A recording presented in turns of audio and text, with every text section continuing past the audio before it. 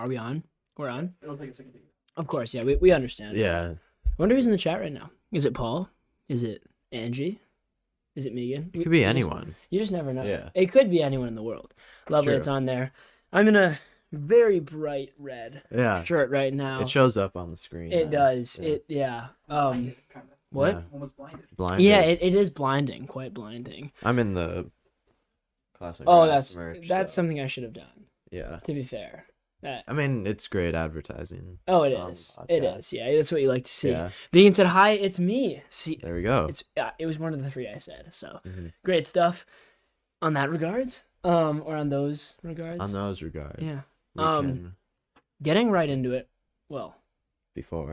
I That apologize. was close. That was close. I sincerely Yeah, apologize. that was close. Well, welcome back to the COG Weekly podcast. Season, I thought we were. season 3, episode 24. We almost missed it there. Yeah, the double again would have been. Oh, it would have been so yeah, that poor. would have been great. Would have So, been really bad. Now, getting right into it, mhm.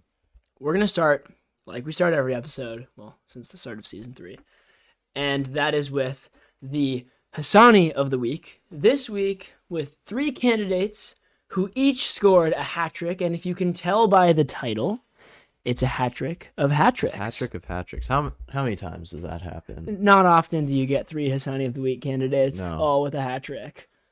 It's a tough one. It's usually you would think that each of these individual candidates on their respective weeks would win it on their own. Yes. Yet somehow they've aligned. The stars have aligned together. So we do have one of the most fantastic weeks to debate right now. Which one do you want to start with? Well, I think we can just go in order from left to right. Okay. You know, Kareem Benzema, return of the Champions League, return of Real Madrid in the Champions League, which is always good things. And they came into it 1-0 down on aggregate to PSG. They were at home, and Benzema scored a wonderful hat trick after going down 2-0 to Mbappe's second goal of the tie. But not only that, scoring a hat trick against PSG to go through into the next round, he then scored 2 more goals and assisted against Mallorca today to make it 5 goals and 1 assist in 2 games since our last podcast. So grouping those together, I mean, 6 goal contributions. very hard to beat. That is incredible. Yeah. And I mean, taking away from the Mallorca goals and assists, his hat trick in the Champions League, when you're weighing occasion and you're weighing the quality of the goals, competition, it's absolutely fantastic. Yeah. We're going to get more into the whole PSG Real Madrid game later in the episode. But right now, just talking about Benzema, he had an absolutely outstanding performance. Outstanding. His 3rd goal with the outside of his boots. First time. First time. It was absolutely incredible. I wish we could show you, but we would get copyright infringement on the live. But it was absolutely incredible. He just ran up to it. He was on the right side of the field. Ball came in and was at about the top of the box when he hit it. Outside the boot, just outstretched, I think, in front of Marquinhos. And hit it with the outside of his boot into the bottom right corner. Fantastic goal. And the other 2 were not bad either. No, not at all. And Cristiano Ronaldo, well, I guess we should... Yeah, left's right. Yeah, Lewandowski. First of all, a hat trick again in the Champions League.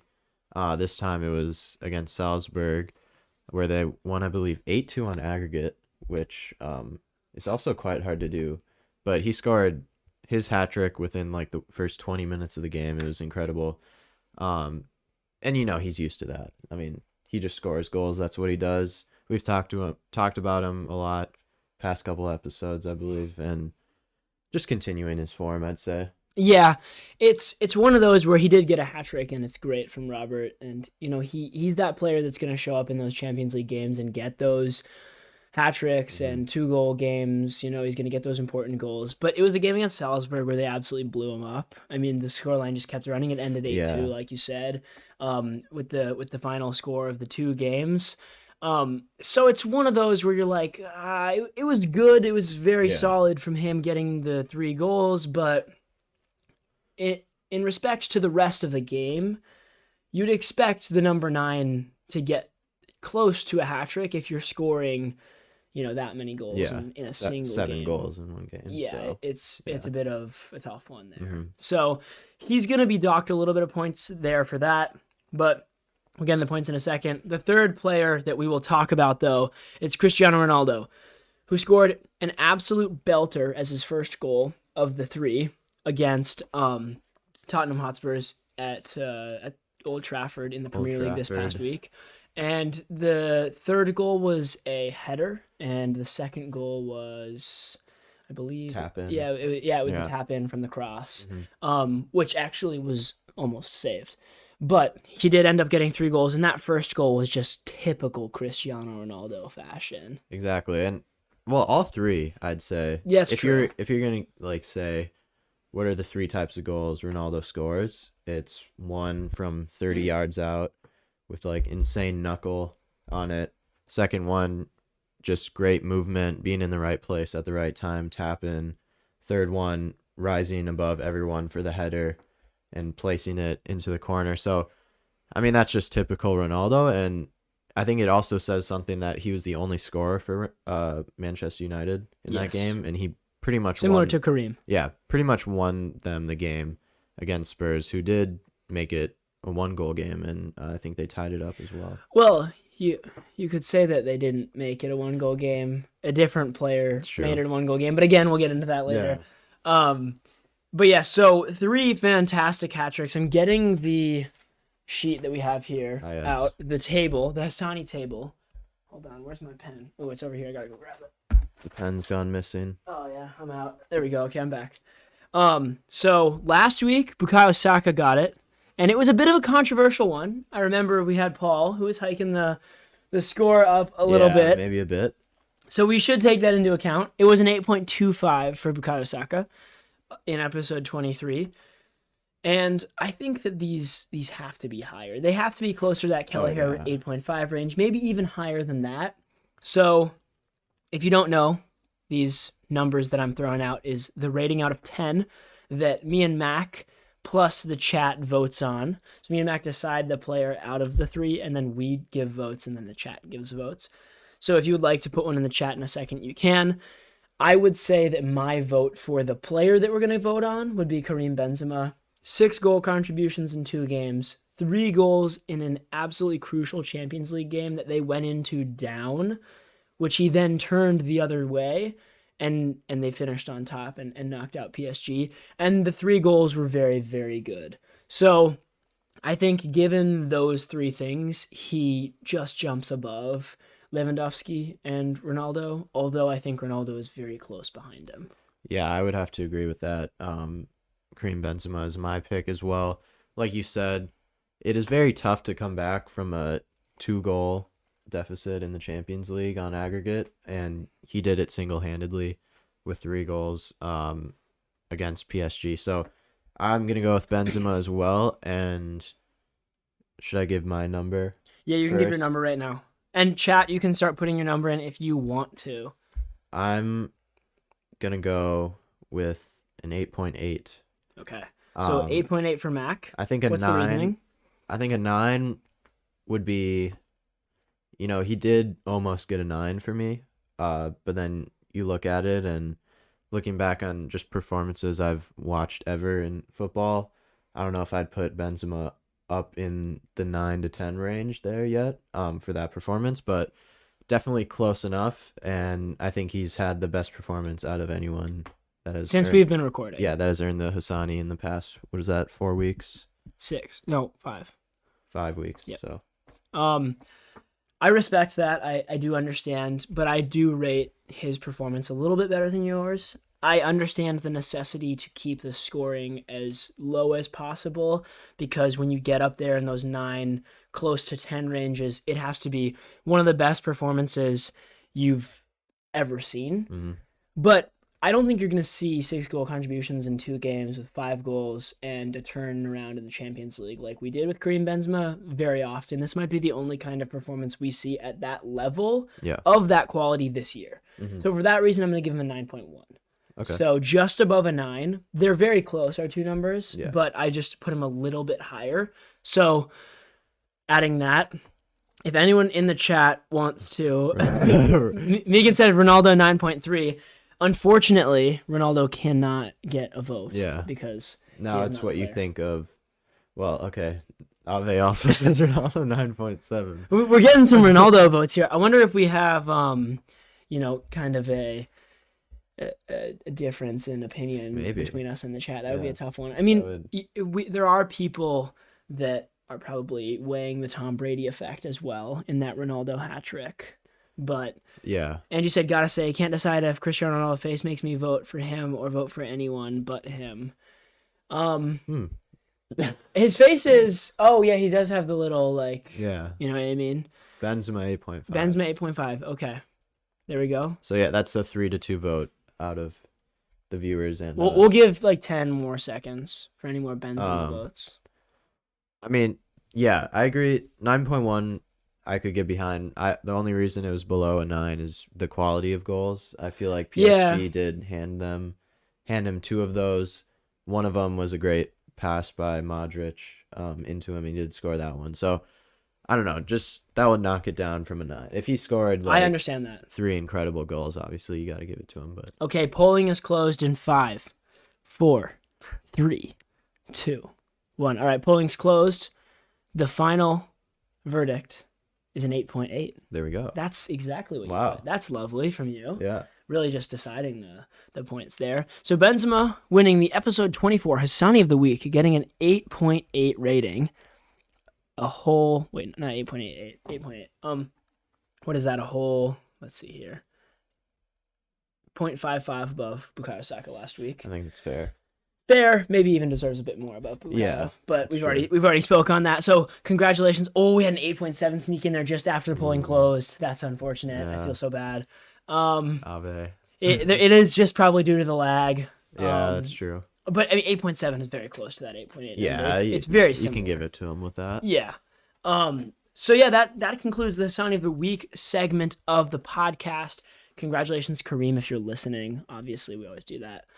And moving on to last week's predictions, and it's not really moving on because we're talking about 2 Hassani of the Week contenders in these games that we predicted last week. It's not often that we predict games that end up to be so eventful as they did, but these ones did end up to be very eventful. First, with the Real Madrid versus PSG game, as we were saying, which finished 3-1 to Real Madrid. Madrid went into it 1-0 down on aggregate, so they finished 3-2 on aggregate. And like we said, Benzema had a hat trick. Mbappe had 1 goal to start the game out, but obviously that wasn't enough. And Madrid advanced 3-2 on to the round of 8. I don't know if they really call it that. The quarterfinal. The quarterfinals, I think. the round of 8. the round of 8. But it was a very good, eventful game. I hope you guys were able to catch it. If not, maybe go watch those highlights. It was a fantastic one. And I'm just going to talk about one thing. I have a little hot take here. I see that, yeah. For this game. And I think it needs to be addressed because in the first leg, I noticed this, and I didn't talk about it on the pod because I wanted to see how this player showed up in the second leg. And although it is a PSG player and PSG lost 3-1 in the second leg, I noticed an outstanding performance from this individual player again. And it's someone who, time and time again, gets underrated by the media and even by coaches, I feel, and other players. And it's Marco Verrazzi, who is a holding mid for PSG. He's about 5'5", so very small, but also a very shifty player. And he just does everything right. I mean, it's crazy. He moves the ball from side to side well. He makes great tackles. He has a good work rate. You can't steal the ball from him. He's got fantastic dribbling. And in these 2 games in the round of 16, he showcased that perfectly. I mean, he had 2 of the best games I've seen from holding mid in my lifetime while watching. And I know that's a bold statement, but I do believe it's true. So my hot take here is that on form right now, I think Marco Verratti is the best holding mid in the world. Wow, there you go. What are you thinking? What I'm thinking, what's spinning in my brain is I did watch the full first leg in Paris. He was unreal. And we said that at the time. We were like, absolutely unreal performance from him. I did tune in about like the second half for the He was way better in the first half of the second game. Yeah, so for the second half, he was actually more meh, but still. Yeah, that was the earliest I could get on to stream it, and obviously that was when Real Madrid kind of took over and Verratti wasn't really involved in the play at all, as PSG didn't really have the ball at all. So I don't know, I didn't see much from him in the second half, but judging off that first leg, I agree. I still stand by it. I think if you watch PSG, I feel like if we watched them, yeah, he'd get way more praise. Yeah, he'd be like, okay, yeah, this guy just controls everything. But I would say another midfielder on the other side, Luka Modric, did have an assist and looked very good when I was watching him. You know, similar to what you said, great dribbling as he's always had. I think probably quite a few years older than Verratti. Yeah, I can look that up real quick if you want. But still, I mean, that midfield of Casemiro, Kroos, and Modric has been around forever, and their experience really showed last game. So it's a 6-year difference. Verratti's 29 and Modric is 36. But you know, no, 7 years. Yeah, Modric, so quite a big difference. Yeah, his game. I mean, they have a similar game, I'd say. Maybe Modric gets up higher a little more often. Yeah, I was gonna say. I just think that Modric lacks a bit of the defensive qualities that Verratti brings. But that's really it. They're going forward, they're very similar. Yeah, I feel like, I mean, you'd have to say Verratti does all three jobs that Casemiro, Modric, and Kroos does. But I would completely all agree. Three just for PSG. I mean, who are the other midfielders in that game? I feel like, I mean, who do they even use in the midfield at this point? I know Idrissa Gueye came in. Is it Paredes? Does he play? They play Paredes and Danilo Pereira. So Pereira is much more defensive minded, but Verratti and Pereira is going to pick up the scraps in that midfield. But Verratti is still doing a good job of winning the ball. His slide tackles are superb. Yeah, for a small little guy, he really gets in there. And I would argue that he goes more forward than Paredes, and he's more successful at it. Paredes might try a bit more, but I think Verratti's more successful. Yeah, I think that's a good conclusion. Is Verratti does do a lot more for the PSG team than I feel like if you take Modric out, maybe put in Valverde or someone like that. Yeah, you put in Valverde. Casemiro was obviously missing for the Real Madrid match against PSG. But, I mean, if you're looking at their squad, you can put Valverde in, you can put Camavinga in, you could put Isco in, you know, Denis Ceballos. They have a good amount of players that I think could sub in and do well enough to the point where that Madrid side doesn't suffer. I mean, we saw Casemiro not be able to play in the PSG game, an absolutely crucial part of their defensive side of their midfield, and they were still fine. Yeah, and I'm glad you mentioned Camavinga because he did have a great game coming on. He had a handful of long balls that really just sprung Vinicius, and who was on the right side? Was it? It was Vinicius and Asensio. And Asensio came off, and Lucas Vazquez came on, and Rodrigo. Yeah. Especially in the second half to Vazquez. That was causing all sorts of problems. So I think he is a very good future for Real Madrid in that midfield once, you know, inevitably one of those three older players move on. Yeah, I would completely agree. So, yeah, no, Camavinga, great player. Only 18, maybe 17 right now. Let's see here. Let's get the exact age. But obviously very young player, born in 2002, currently maybe he's 19 now. Let's see. I mean, he has this he's 19.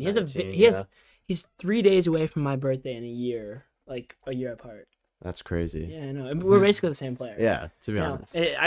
I could step into his shoes. Yeah. It's one of those things. Yeah. Me playing center mid, and you would step into Danny Carvajal's spot. Yeah, it's something we could totally see happening in the future. We've talked to. We have Florentino Perez. Yeah, we've had a few discussions about how it's gonna work out, and he's just waiting on a couple, visa things. Yeah, we need our work permits. Yeah, the work permits are tough to get, but that Real Madrid PSG game was absolutely fantastic. Like I said, it's what the Champions League is known for.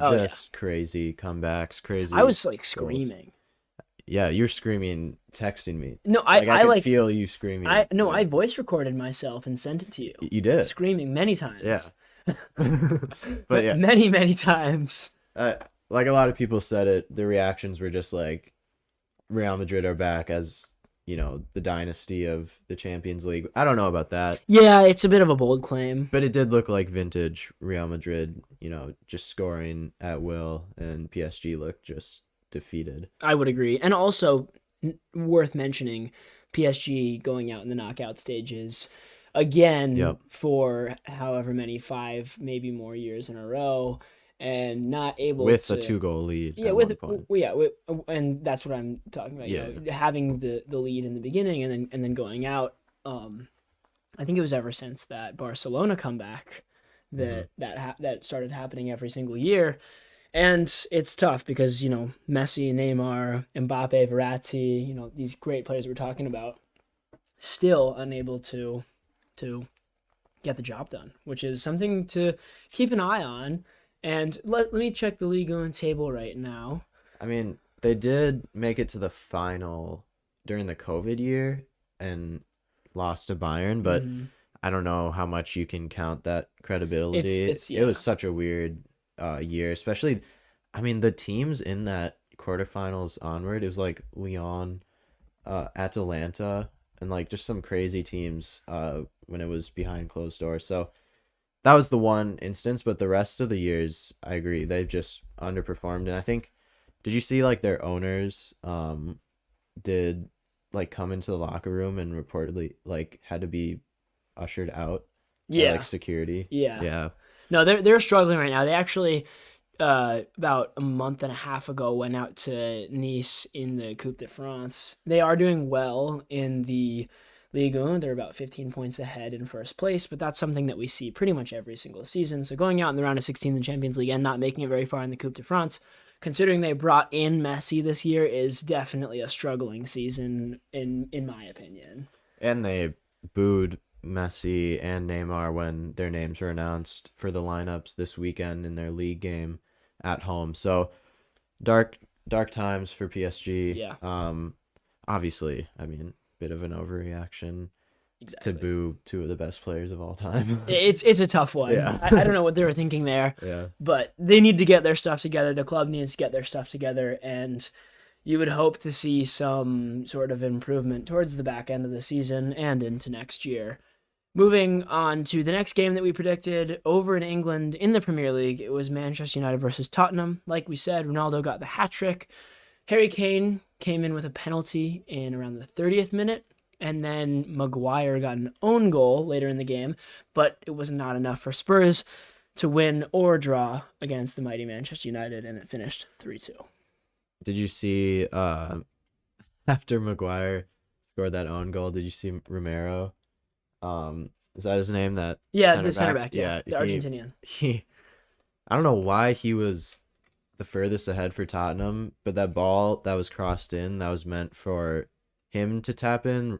Maguire inevitably tapped it in, but after it went in, Romero ran up to Maguire's face, who was on the ground, and just like screamed at him. Oh, I saw that. Yeah, I saw that. And do you see Roy Keane after he was doing the post game or like whatever for Sky, and he didn't like it. I thought he would have liked it. Yeah, I thought Roy would have been someone to really like that. Yeah, but he was like, Roy seems like someone who would have done that in his day. Exactly. But he was like, yeah, players will remember that. That's karma. Like, he's gonna have karma for him. Roy like punched people during the game. Yeah, let's not get carried away, Mr. Keane. I don't know. I just found it hilarious because it was like, why?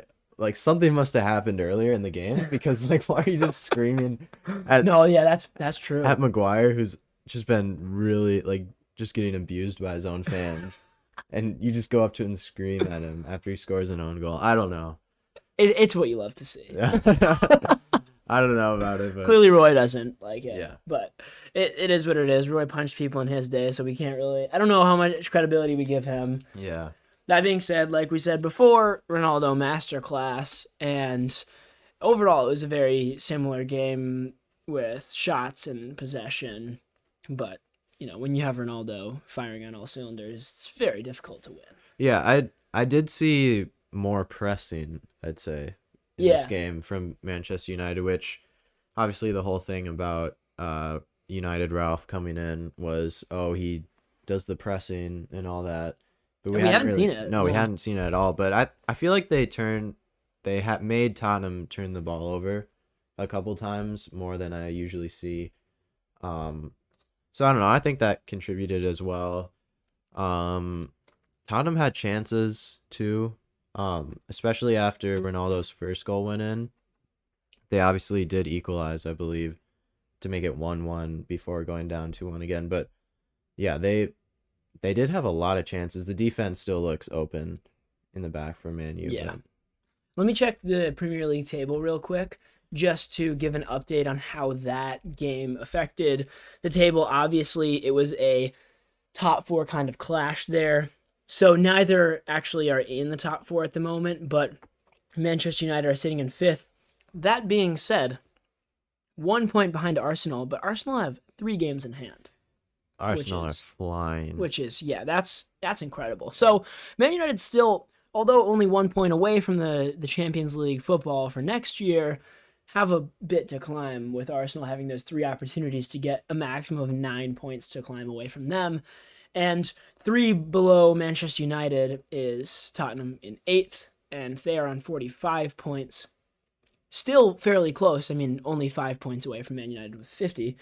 But that obviously affected them, and if the game went in a different direction, you would see pretty much the exact same table, but flip Man United and Tottenham at the moment. Yeah, looking at that table, the top 4 is pretty much in place for me. Yeah, I would agree. I would not be surprised if at the end of the season, it's that order, those 4 teams. Arsenal don't seem like slowing down, and like you said, they have games in hand as well, so they could go even further. They could go above Chelsea, right? Yeah, Chelsea have 59, and Arsenal have 51. So realistically speaking, Or if just below. if Maybe, Arsenal win 2 and draw 1, they will. Oh no! If they'd have to win. they'd have to win all 3, but if they win 2 and draw 1, they'll be 1 point behind Chelsea. Yeah. On the same number of games. And if Chelsea slip up at all and Arsenal keep going, you could totally see them overtaking Chelsea. That would be incredible for Arteta if they finish 3rd this year after like such a rocky start. No, they're doing so well right now. And it's so strange. I know we talked about it last week, but relieving their squad of Pierre-Emerick Aubameyang and then doing so much better. And then you look at Barca right now on a 10-game win streak with Pierre-Emerick Aubameyang, and Xavi literally just said in the news that he was a gift from God. Like a gift from the sky. Like, how does that even correlate? Xavi was like, he said in his press conference, he's really adapted well to the locker room. He understands the mission. He works hard. And that seems like the exact opposite to what was happening at Arsenal. Completely. And, I mean, don't forget the All or Nothing, I believe, is on Arsenal this year. It's great. What a season to cover, and I cannot wait. It's going to be fantastic. But yes, the Premier League, the top 4 seems fairly solidified. Interestingly, I will be watching more of the bottom 3 race. I know you think it's funny, but it's true. It's better. Because of Brighton or just in general? Not because of Brighton. Brighton are a bit away. We're 33. We're 11 points out of the bottom 3, which is pretty good. But, I mean, there's a chance. To be honest, both of our teams have fallen off recently. Well, if you look at the last 5 games that Brighton have played, it's 5 losses. That's really not. It's rough. The only other team in the Premier League to do that is Norwich. So that's unfortunate. You guys are on 2 draws, 3 losses, and your 2 wins. Were the last 2 games. Well, our last 3 games were 3 losses. Oh yes, that's what I mean. And it was against Newcastle, Watford, and Aston Villa. So 3 just not ones you should probably be. Villa are above you guys, but outside of that, it's unfortunate. But yeah, as long as Brighton can turn it around, obviously 5 losses in the last 5 games doesn't bode well for your chances of staying mid-table. But if they can turn it around, I think we're fine. But I'm very interested to see what happens with the Watfords, the Leeds, the Everton, the Brentfords, especially with... Everton would be incredible if they went down. Not in a good way. It'd just be like, you never see... Frank. Yeah, you never think Everton going down. But... Yeah, it's a tough one. It is. that being said, we do have to move on from do. the Premier League over to the Europa League, where the Europa League round of 16 first leg between Sevilla and West Ham was played this past week. It was one of the games that we predicted last week, and it ended in a Sevilla win. It was 1-0, and it was a Sevilla goal from a set piece, which was not covered well. It didn't get delivered into the box, but instead it got delivered just towards the edge of the box, where a Sevilla player volleyed it in bottom corner. It was a fantastic finish, but the marking from West Ham was poor. No, and I mean, West Ham are usually pretty good defensively, but they did have some chances in this game from what I saw. A diving header as well, which, there was the diving header. We love the diving headers here. Robin Van Persie type. Yeah, disappointed in the lads. I did predict a draw. You got the win here, and I think we go back to the London Stadium and maybe you regroup a bit. Yeah. Declan Rice maybe should tell the lads. Maybe he gives a bit of a team talk. I think so. Mikel Antonio's got to be doing better. Oh, he does. You remember that goal that he had for Jamaica against was it the United States? Yeah. Yeah, so he needs to bring that out. Yeah, and although Mikel got injured. Really? In that game? I don't know if it was that game or it was the Premier League game after that. Well, he did. Kurt Zuma also has to do better. In a lot of ways. in many ways in his life, but obviously we're not probably gonna. Well, their second leg is this week, and it is not chosen for our prediction. Unfortunately, they didn't have the pedigree. So honestly, I don't care if they. But it is. I think it's fun to see West Ham if they keep going in the Europe. It's gonna be hard to beat Sevilla. They're just Europa League merchants. Yeah, it's very tough. They know that competition. But honestly, Barca, on the form they're in, they're still in the Europa League, and they could meet Sevilla there. They could, and that would be fantastic. Yeah. Looking outside of the 3 games that we predicted last week, and just looking at a few others that were notable that we wanted to cover. Inter versus Liverpool obviously happened. Liverpool were up 2-0 going into this second leg Champions League round of 16 battle, and they were actually up 2-0 from winning the game at Inter Milan at the San Siro in Italy. And the return fixture was at Anfield, a fortress in the Champions League. And Inter actually ended up winning 1-0. So kind of strange that both teams won away from home and not at home. When the San Siro, as well as Anfield, are both looked at as very tough stadiums to play away at. And although Inter was not able to go through, they lost 2-1 on aggregate. There was a fantastic goal that Lautaro Martinez scored. Great goal. And that made it. Let's check the exact time, but it was later second half. That goal. It was 61st minute, and Inter then had the momentum, but then Alexis Sanchez got a second yellow for. We both agreed. I'm not sure. It was one of those where it's the follow through that was the foul. It wasn't. He got the ball and then. You can't really control your body there, and it goes through, and he caught the player. He was already on a yellow, so he got 2 yellows. That was a red card. And then obviously Inter struggled to get that second goal, and they never ended up doing it. But, I mean, you said the first yellow that he got was also... It was less questionable, most definitely, but it was another similar tackle where he went in to get the ball, and then ended up skimming the ball, and then kind of studs went into the player, and he's done it twice there. That's true. But again, I don't know if they add up to a red. It's very confusing because you can't have dangerous play. The ref's gonna call it if it's dangerous play, and when you go studs into someone else's leg, ankle, or foot, that is considered dangerous play, but at the same time, it's a gray area because Alexis Sanchez got the ball first on both of them. So he had the dangerous play, but he also played the ball, so it's kind of a gray area on what you do there, and it just ended up in Alexis Sanchez being sent off, something that I didn't agree with, but happens, and unfortunately, Sanchez nor the rest of Inter were able to rally themselves and get that second goal to tie it up and go into extra time against Liverpool, making them go out of the Champions League this year. Exactly. And then, obviously, Man City went through. They're already up 5. They were up 5-0 to Sporting Lisbon. Yeah. And so then we have some Prem talk. As Americans, it was great to see Jesse Marsch got his first Leeds win. against Norwich. Gelhardt had the last-minute winner. Norwich actually equalized in the 90th minute, and then Leeds went down and scored in like the 93rd. So absolute scenes. Great end of the game. At Ellen Road.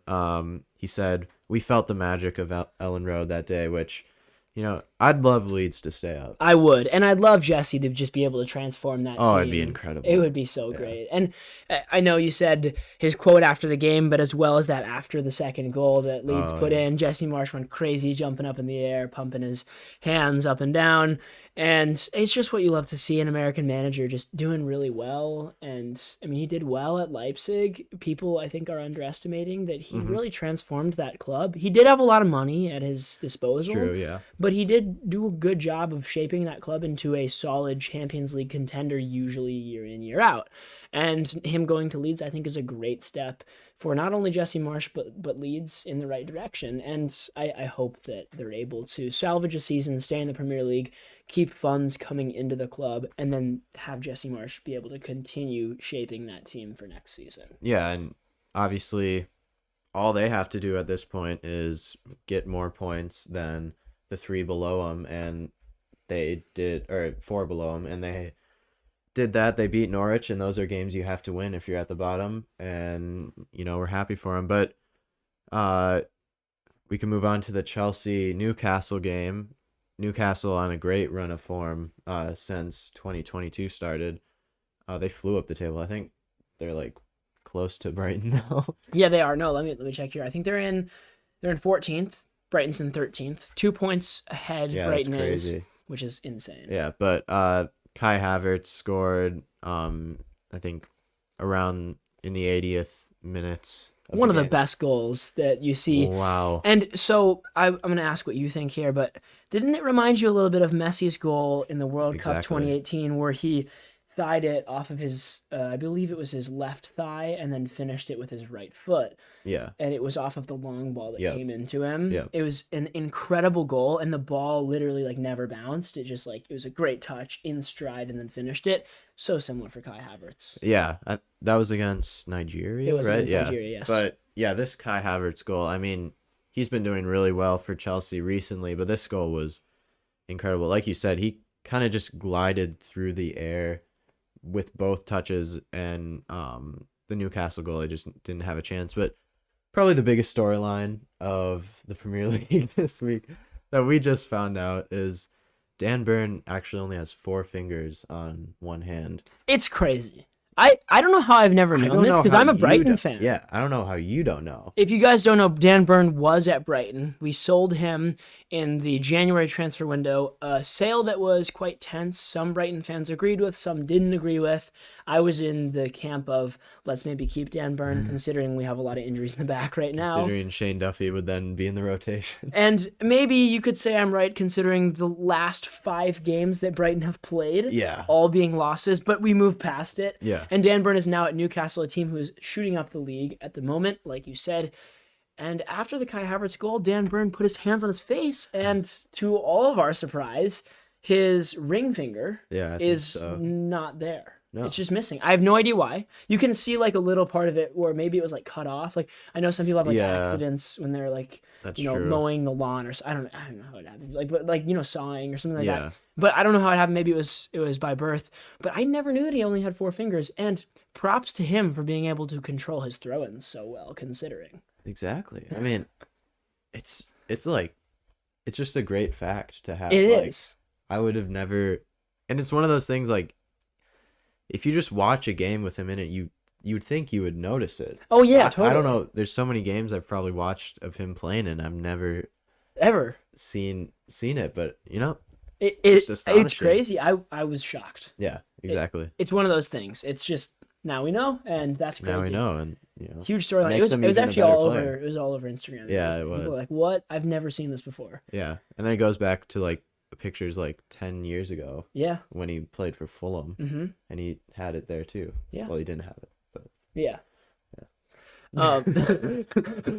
But Man City dropped points again to Palace just today. So now if Liverpool win, it's only a 1-point lead, which that's. I mean, it used to be a 12-point lead. No, it was a 9-point lead.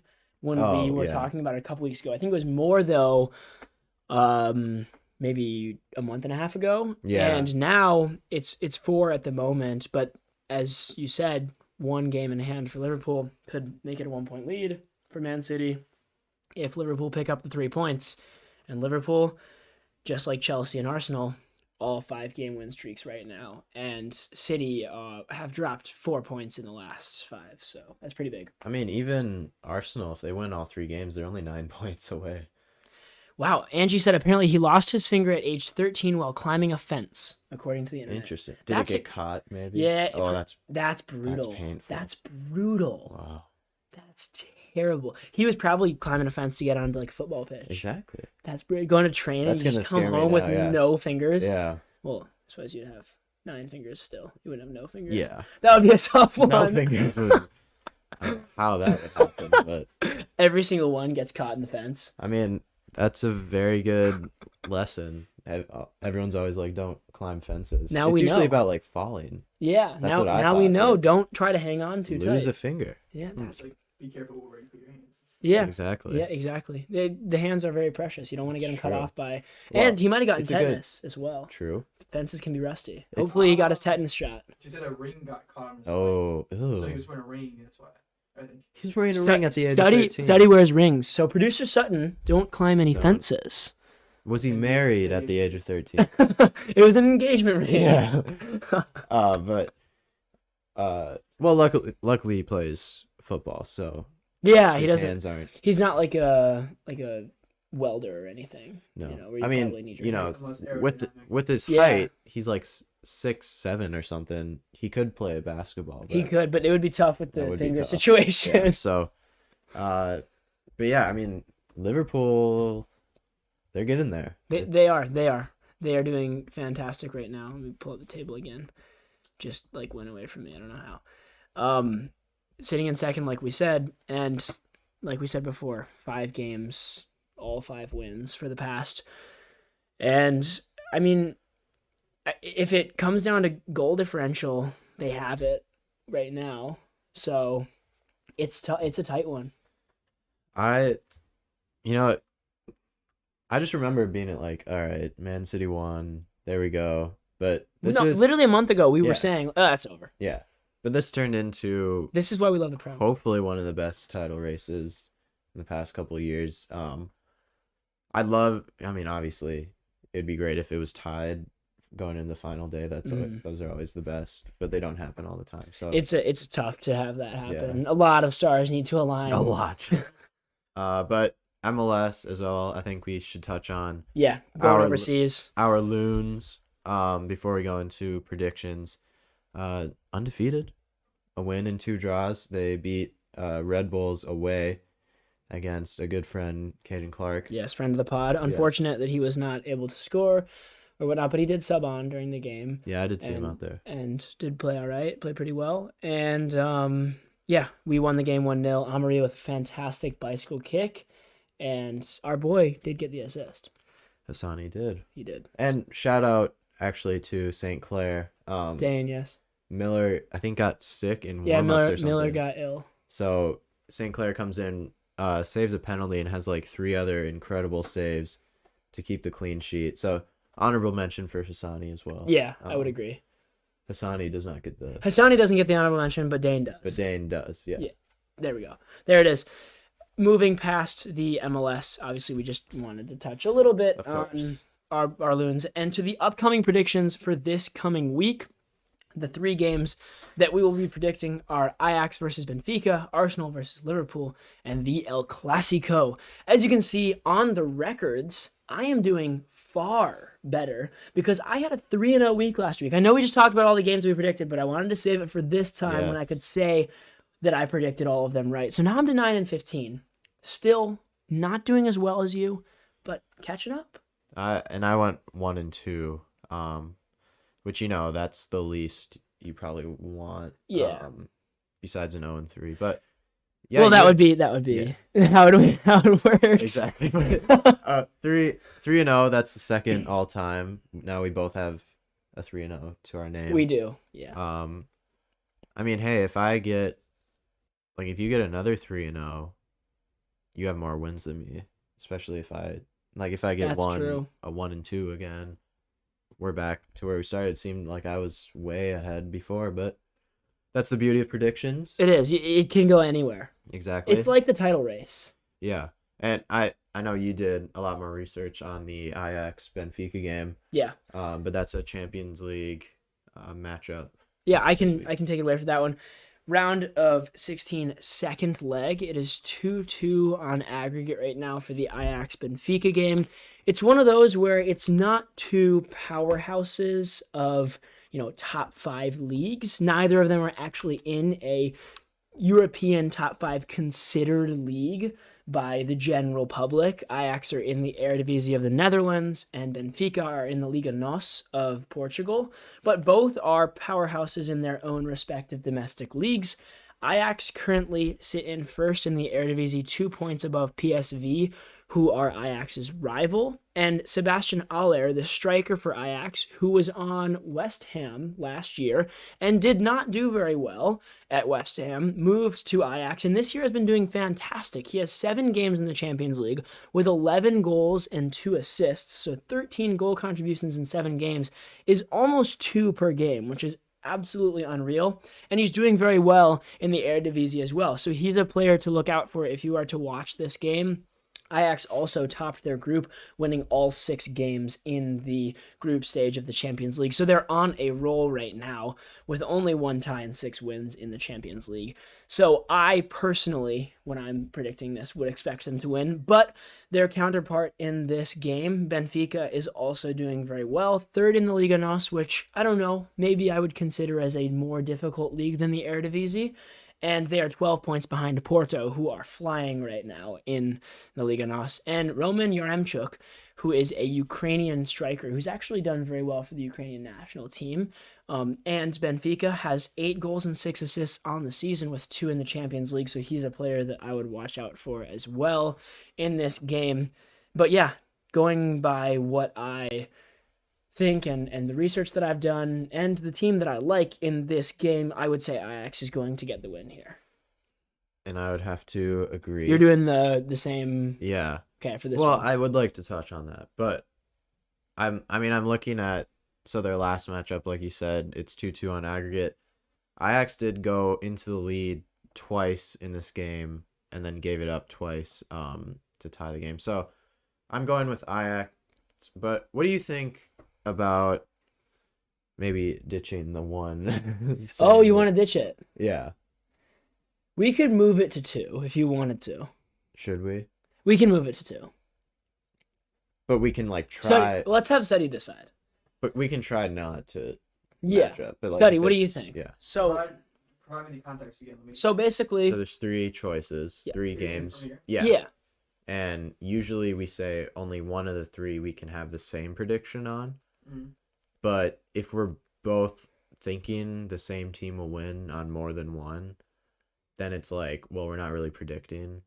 Honestly, I think two's a good idea. Two, Two. yeah, Should we can be- move to should 2. be based on what you think's gonna happen. Yeah. And not just because I.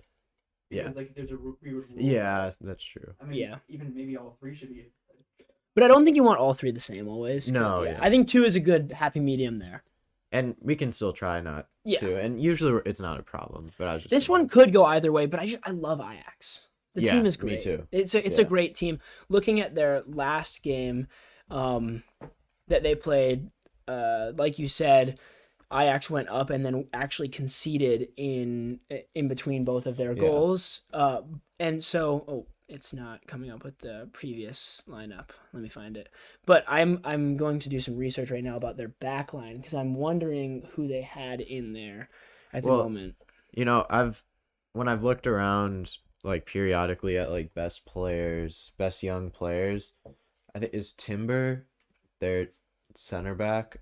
I'm not sure if that's his name, but he usually comes up as one of the best young players in Europe.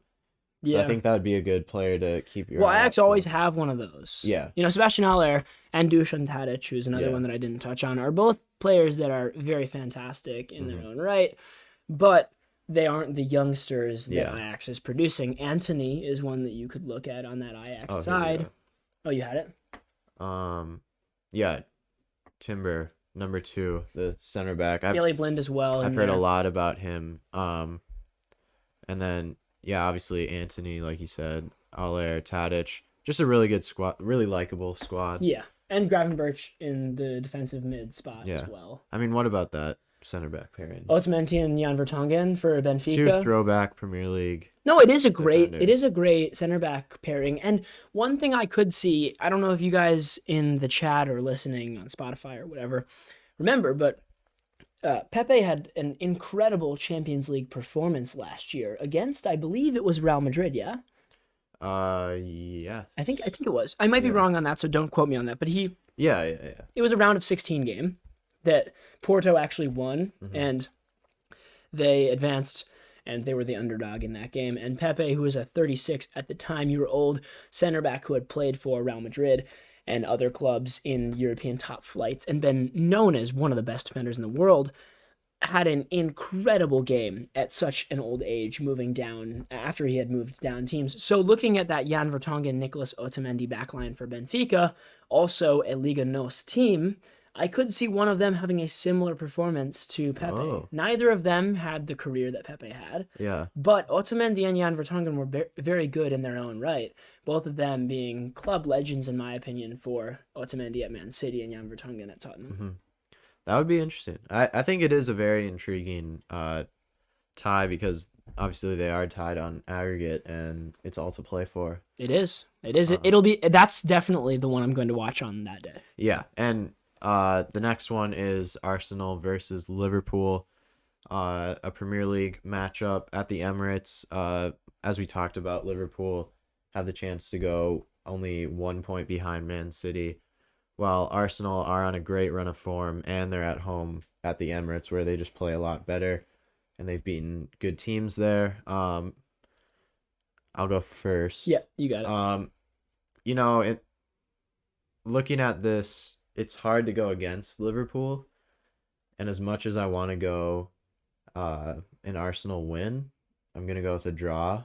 And I know you don't like predicting draws, but It's less of a chance. I see But I can't. You shouldn't listen to me because I I'm know. losing. exactly, and it's worked once.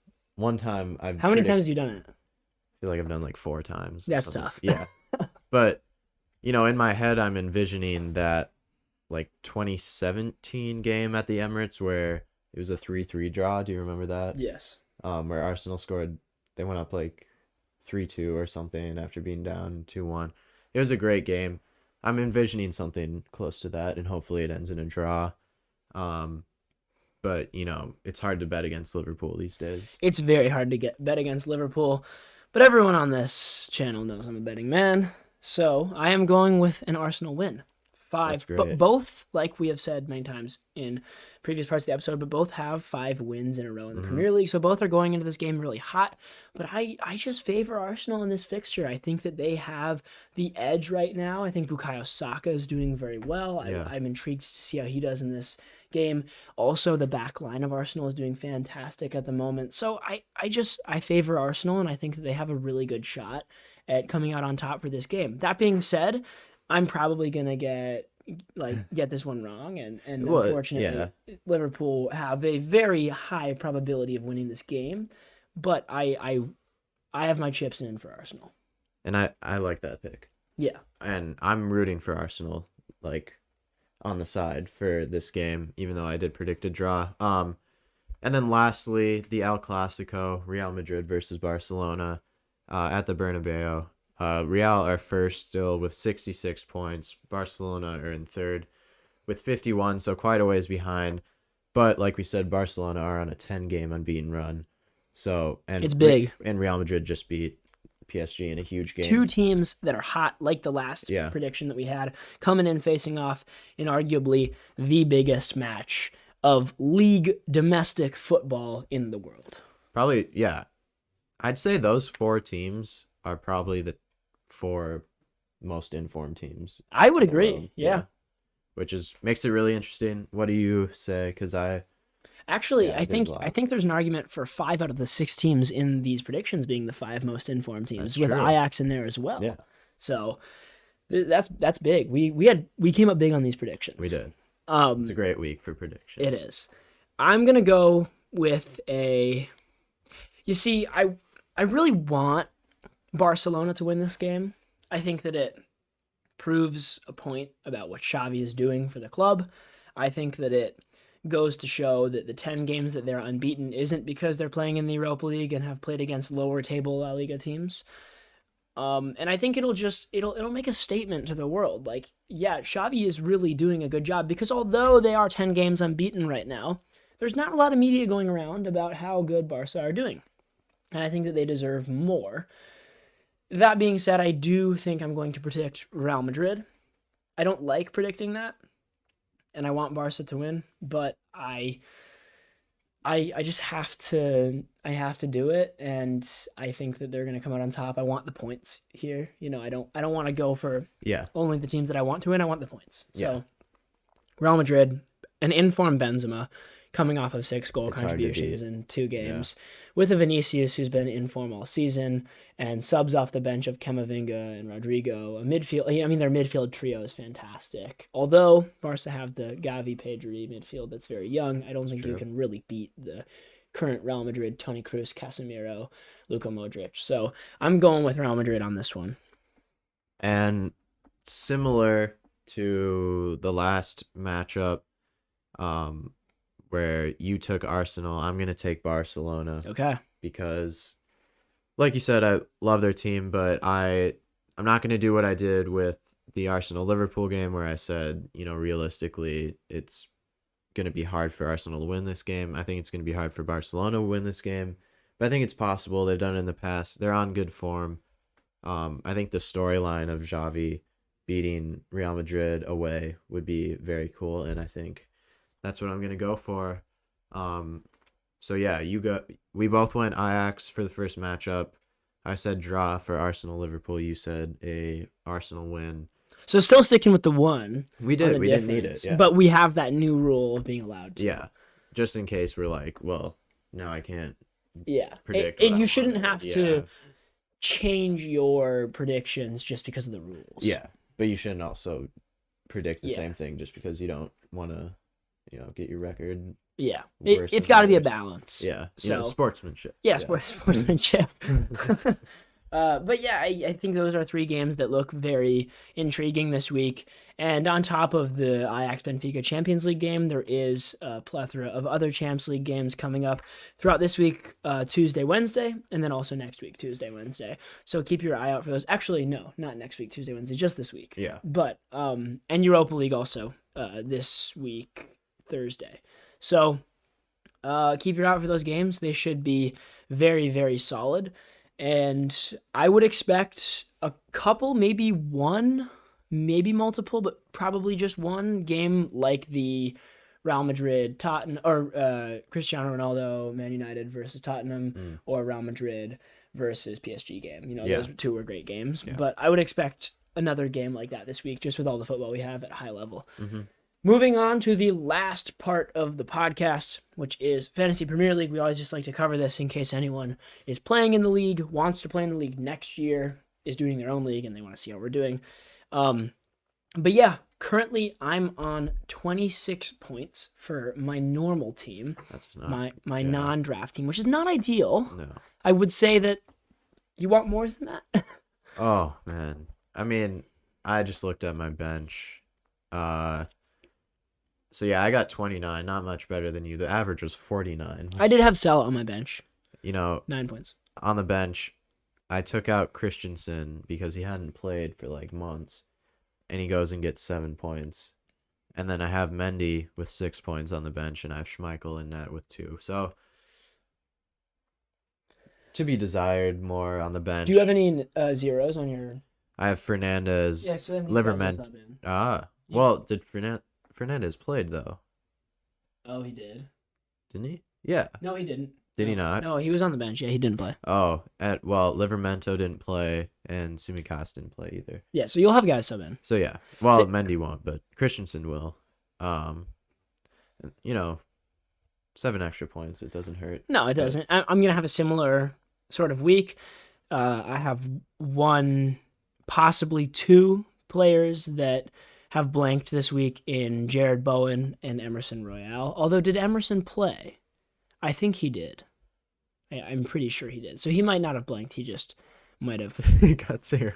gotten 0 points. Yeah. But Jared Bowen blanked, and he is on a Achilles injury with an unknown return date. So Mo Salah will go in for him, bringing me 9 points and a possible more points with their fixture against Arsenal. So I could get up to around 40. The average this week was 49.